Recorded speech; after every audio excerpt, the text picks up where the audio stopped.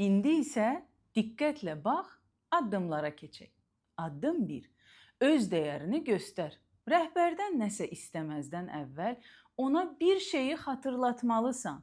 Effektivliyini. Məsələn, son 6 ayda və ya 1 ildə biz bu işləri gördük. Xərcləri azaltdıq, gəliri artırdıq, prosesləri böyütdük və yaxşılaşdırdıq. Bu mərhələdə sənin nəticələrin rəhbəri artıq sakitləşdirir. Addım 2. Faktla yükü izah et. Sonra emosiyasız, sakit tonda deyirsən.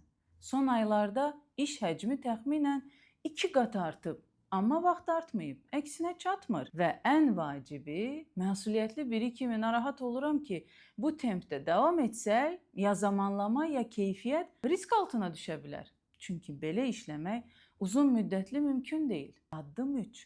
Alternativ həll təklif et. Şikayət yox, tələb yox. Həll deyirsən. İstəyirəm sizinlə birlikdə baxaq. Hansılar həqiqətən vacib və təcilidir? Hansıları delegasiya etmək olar? Hansıları mərhələləndirə bilərik? Çünki mən nəticə üçün əsas olana fokuslanmaq istəyirəm. Bonus nədir? Hə cavabının sirri. Əgər üstəlik göstərsən ki, bunu daha səmərəli və qənaətbəxş necə etmək olar? İnan artıq. Hə cavabını almısan. Və bunu da unutma.